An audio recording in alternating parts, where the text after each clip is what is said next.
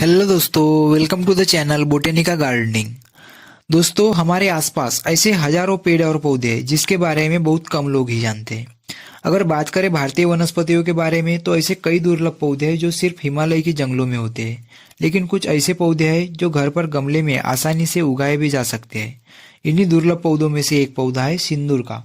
शायद आप इस पौधे का नाम पहली बार सुन रहे होंगे, लेकिन आपकी जानकारी के लिए बता दूं कि यह एक औषधीय पौधा है जिसे एक नहीं बल्कि कई चीज़ों को बनाने में इस्तेमाल किया जाता है।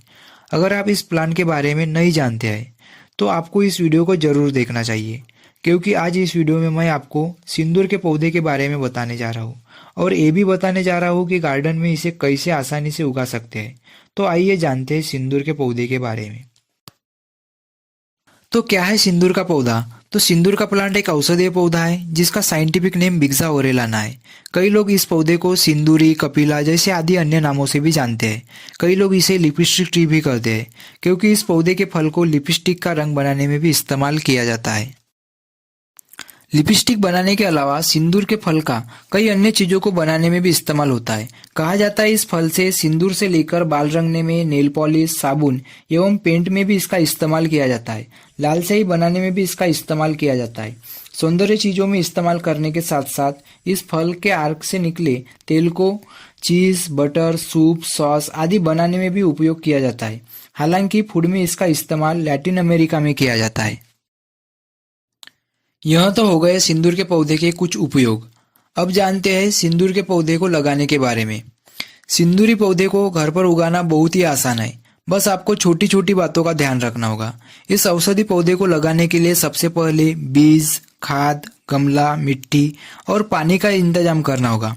आप चाहे तो बीज की जगह सिंदूर का छोटा सा पौधा भी नर्सरी से खरीद सकते हैं।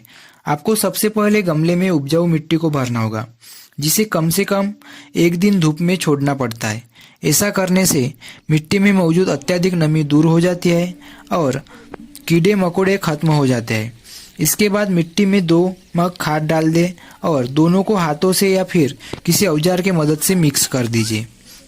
इसके बाद तैयार मिट्टी में गड्ढा करके उसके अंदर बीज डाल दीजिए या फिर थोड़ा सा गहरा गड्ढा करके उसमें सिंदूर का पौधा अच्छी तरह से बो दें। इसके बाद गमले को ऊपर तक मिट्टी से भर दीजिए और पौधे या बीज पर थोड़ा सा पानी छिड़काव कर दीजिए। इसके बाद कुछ ही दिनों में बीज अंकुरित होकर पौधा का रूप लेने लगेगा। वही अगर आपने पौधा लगाया होगा तो वह कुछ ही हफ्तों में बड़ा हो जाएगा। सिंदूर का पौधा लगाते समय आपको इस बात का ध्यान रखना होगा कि मिट्टी उपजाऊ हो और खाद पोषक तत्वों से भरपूर हो, ताकि पौधे को जल्दी बड़ा होने में मदद मिले। आप चाहे तो जैविक खाद का भी इस्तेमाल कर सकते हैं, जबकि गाय या भैंस का गोबर भी खाद के रूप में मिट्टी के साथ गमले में डाल सकते हैं। सिंदूर का पौधा लगभग 6 से 8 महीने के अंदर फल देना शुरू कर देता है, जिन्हें पूरी तरह से लाल होकर पकने में 10 से 12 महीने का समय लगता है। इसके बाद आप तैयार फल को अपनी जरूरत के हिसाब से इस्तेमाल कर सकते हैं या फिर उसकी मदद से लिपस्टिक या नेल पॉलिश बना सकते हैं।